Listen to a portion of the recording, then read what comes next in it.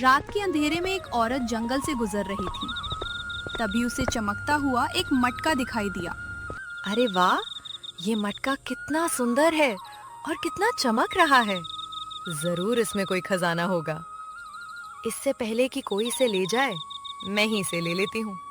कमला ये सोचकर जैसे ही उस मटके को हाथ लगाती है, मटका उसे खींचकर अपने अंदर समा लेता है। जबकि दूर खड़ा गांव का एक आदमी भगवान दास ये मंजर देख लेता है और डर से भागता हुआ गांव पहुंचता है।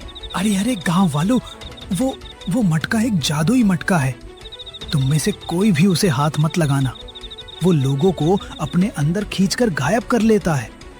अरे भाई, क्या बात कर रहे हो? अरे क्या सच में वो मटका जादुई है? अरे हाँ, अब से उस जगह कोई नहीं जाएगा।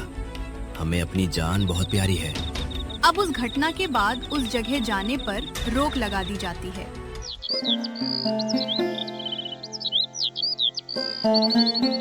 वहीं दूसरी तरफ निशा नाम की एक गरीब लड़की थी जो अपनी माँ सावित्री के साथ रहती थी। बेटी, तुम इतनी सुबह सुबह कहाँ जा रही हो?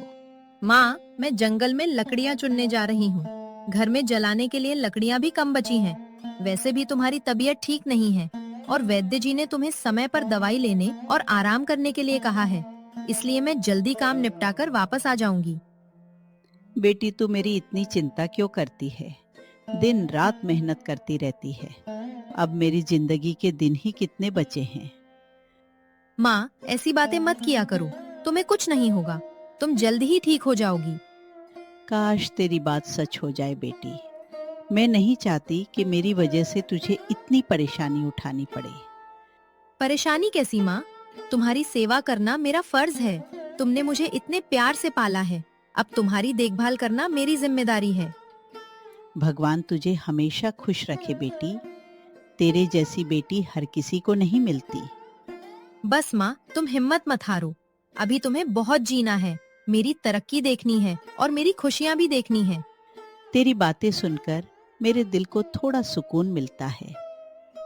अब तुम आराम करो और समय पर दवाई ले लेना। मैं जल्दी से लकड़ियाँ लेकर लौट आती हूँ। निशा इतना कहकर जंगल चली जाती है। अरे ये क्या? यहाँ तो एक भी लकड़ी नहीं है। अब मैं क्या करूँ? हे ऊपर वाले, मेरी मदद कर। लगता है अब मुझे काम की तलाश में गांव में भटकना पड़ेगा। अब निशा काम की तलाश में गांव की एक औरत के पास जाती है। काकी, काकी, मेरी थोड़ी मदद कर दो। अरे निशा बेटी, क्या हुआ? तू इतनी घबराई हुई क्यों लग रही है? बता, तुझे कैसी मदद चाहिए? काकी, मेरी माँ कई दिनों से बहुत बीमार है। उनकी तबीयत दिन ब दिन खराब होती जा रही है। वैद्य जी ने कुछ दवाइयाँ लिखी हैं, लेकिन मेरे पास उन्हें खरीदने के लिए पैसे नहीं हैं। इसलिए मैं काम ढूंढ रही हूँ। क्या तुम मुझे अपने यहाँ कोई काम दे सकती हो? अरे बेटी, तेरी बात सुनकर मुझे बहुत दुख हो रहा है। मैं जानती हूँ कि तेरी माँ की हालत ठीक नहीं है, लेकिन मैं तेरी मदद कैसे करूँ? मेरे पास अभी ऐसा कोई काम नहीं है जिसके लिए मैं किसी को रख सकूँ। काकी, मैं कोई भी काम कर लूंगी। घर की सफाई, बर्तन धोना, कपड़े धोना, पशुओं की देखभाल, जो कहोगी वही करूंगी। बस मुझे कुछ पैसे मिल जाएं ताकि मैं माँ की दवाई ला सकूं। बेटी, मैं तेरी मेहनत और मजबूरी समझती हूँ, लेकिन सच कहूँ तो आजकल हमारा घर भी बड़ी मुश्किल से चल रहा है। इस महंगाई के ज़माने में अपने खर्चे पूरे करना ही कठिन हो गया है। काकी, मैं बहुत परेशान हूँ। समझ नहीं आ रहा कि माँ के इलाज के लिए पैसे कहाँ से लाऊं। हिम्मत मत हार बेटी, भगवान सबकी मदद करता है। मेरे पास अभी तुझे देने के लिए कोई काम नहीं है, वरना मैं कभी मना नहीं करती। कोई बात नहीं काकी, मैंने सोचा था शायद मुझे यहाँ कुछ काम मिल जाए, इसलिए पूछने चली आई। मुझे माफ करना बेटी, तू गांव के दूसरे घरों में जाकर पूछ ले। शायद कोई तुझे काम पर रख ले और तेरी मदद हो जाए। ठीक है काकी, मैं और कोशिश करती हूँ। उम्मीद है कहीं न कहीं मुझे काम जरूर मिल जाएगा। भगवान तेरी मदद करे बेटी। हिम्मत बनाए रखना और अपनी माँ का ध्यान रखना। धन्यवाद काकी, मैं चलती हूँ। नमस्ते। अब निशा गांव में काम की तलाश में दर दर भटकती है। कोई मुझे काम नहीं दे रहा। हे ऊपर वाले, अब मैं क्या करूं? हाँ, एक काम करती हूँ, जंगल के उस तरफ जाती हूँ, हो सकता है वहाँ मुझे लकड़ियाँ मिल जाए।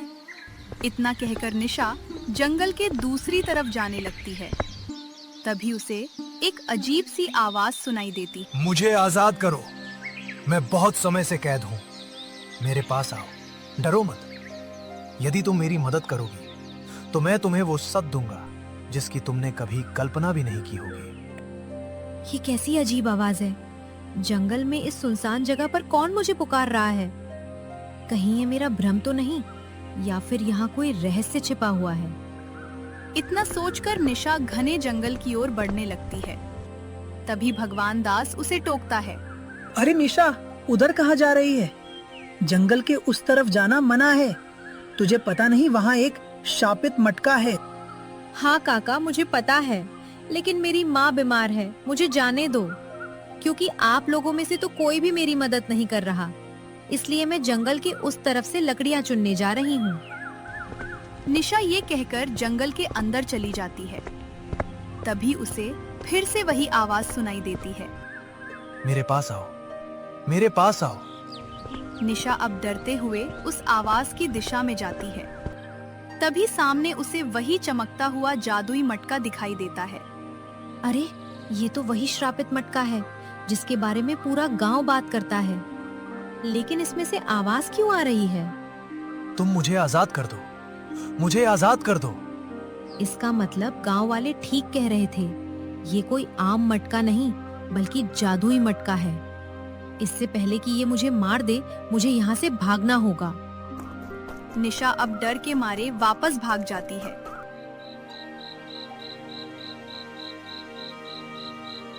और रात को सोते समय वो बहुत बेचैन रहती है। हे भगवान, मैं वहाँ से भाग तो आई, लेकिन कहीं वो मटका मेरे पीछे ना आ जाए। मैं मरना नहीं चाहती। अब जैसे तैसे निशा को नींद आती है और उसके सपने में वही आवाज गूंजती है। मुझे मेरा बदला चाहिए, मुझे आजाद कर दो। कौन हो तुम? तुम मुझसे कैसा बदला चाहती हो? मैं बदला चाहता हूँ और मेरा ये बदला सिर्फ तुम ही पूरा करोगी। अब अचानक निशा की नींद खुल जाती है और वो पसीने पसीने हो जाती है। तभी उसकी नजर खिड़की के बाहर उस मटके पर पड़ती है जो हवा में तैर रहा होता है। मेरे पास आओ, मेरे पास आओ। मटके की आवाज में कुछ ऐसा जादू था कि निशा सम्मोहित होकर उसके पीछे पीछे जंगल की ओर चल देती है। जंगल पहुंचते ही मटके से धुआं निकलता है और निशा गायब होकर मटके की अंदर की एक दूसरी दुनिया में पहुंच जाती है।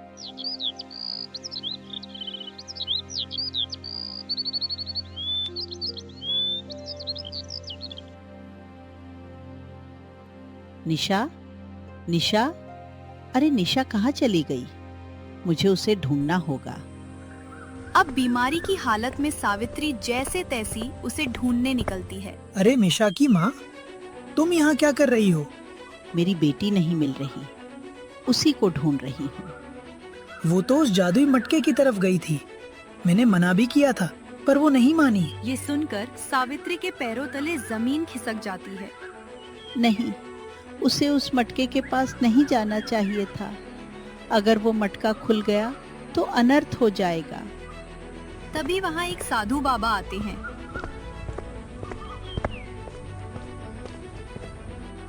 क्या हुआ पुत्री, तुम रो क्यों रही हो बेटा? सावित्री साधु बाबा को सारी बात बताती है। पुत्री, तुमने जो अतीत में किया था, अब उसके बदले की बारी है। वो वापस आ गया है। नहीं साधु बाबा, मेरी बेटी मासूम है। मैंने जो किया उसकी सजा उसे नहीं मिलनी चाहिए। ये नियति में लिखा है बेटी। अगर उसे बचाना चाहती हो तो तुम्हें उस मटके की मायावी दुनिया में जाना होगा और उस मटके को तोड़कर अपनी जान देनी होगा, क्योंकि तुम भी जानती हो कि तुमने अतीत में क्या किया था। अब उसका भुगतान भी तुम्हें ही करना होगा। साधु बाबा की बात सुनकर सावित्री परेशान हो जाती है। वहीं दूसरी तरफ निशा उस दुनिया को देखती है जो बहुत अलग थी और वहाँ एक महल भी था। कौन हो तुम और मुझे यहाँ क्यों लाए हो? मैंने तुम्हारा क्या बिगाड़ा है? मुझे जाने दो, मेरी माँ घर पर अकेली है। मेरे पास आओ, मेरे पास आओ। अब मैं तुम्हें जाने नहीं दूंगा निशा, क्योंकि तुम तो मेरी अपनी हो। तुम्हें मेरा नाम कैसे पता? तुम कौन हो? तभी मटके से एक राजकुमार की आकृति निकलती है।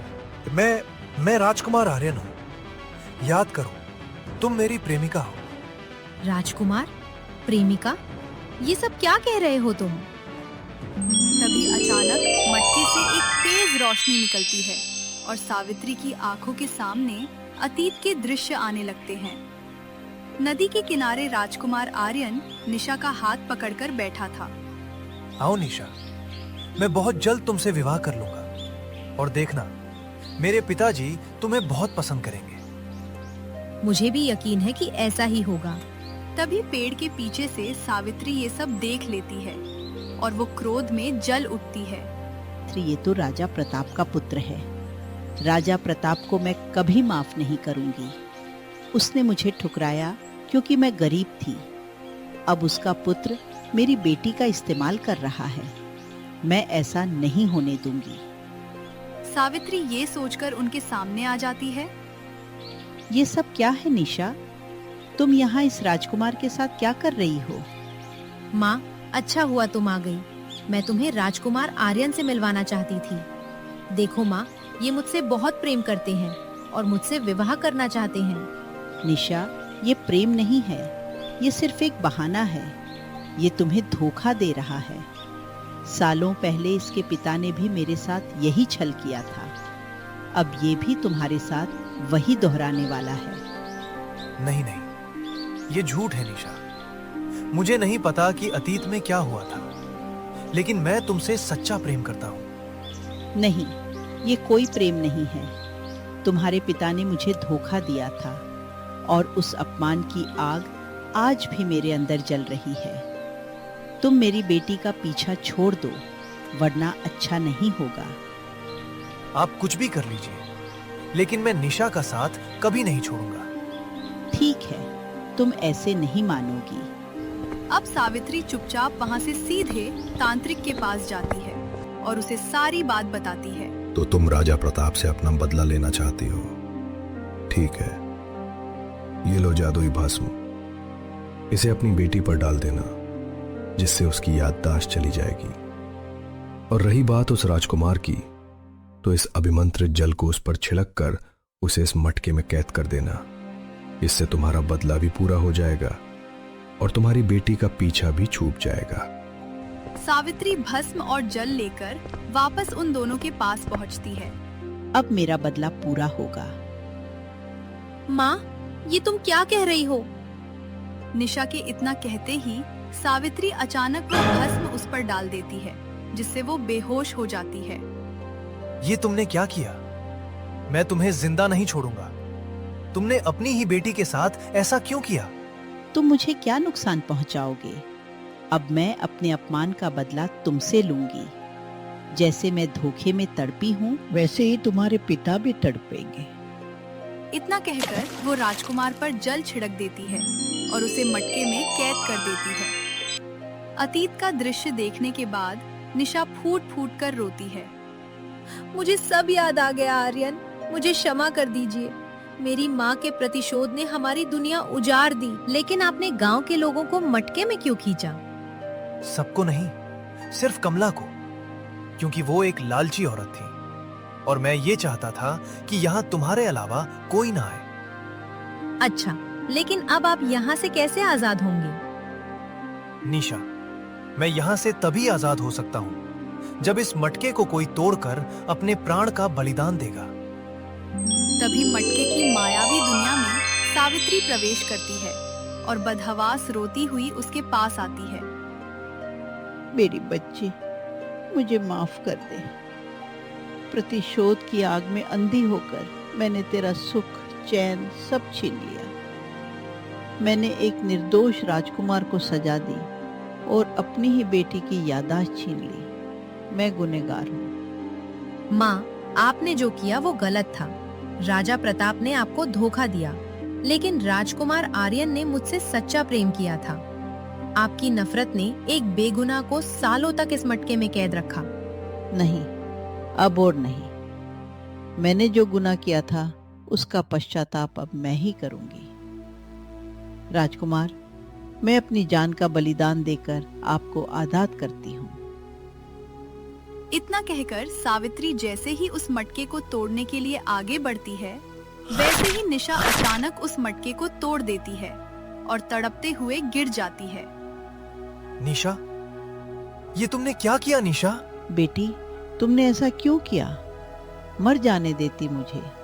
जो पाप मैंने किया था उसकी सजा भी मुझे ही भुगतने देती। तुम मेरी माँ हो और मैं तुम्हें अपनी आंखों के सामने मरते हुए नहीं देख सकती थी। राजकुमार, अब से आप आजाद हैं। मैं अपनी जान देकर आपकी मोहब्बत की कीमत चुका रही हूँ। इतना कहकर निशा दम तोड़ देती है। तभी राजकुमार आर्यन और सावित्री मटके की दुनिया से बाहर आ जाते हैं और वो सभी लोग भी जो कि उस मटके की दुनिया में कैद थे। अरे दोस्तों, देखो ये लिखा है टून दुनिया को सब्सक्राइब करें, ऐसे थपक और लाइक भी जरूर। और ये रहा शेयर वाला तीर, उड़ जा, टाडा, घंटी बजाओ, मजा बढ़ाओ।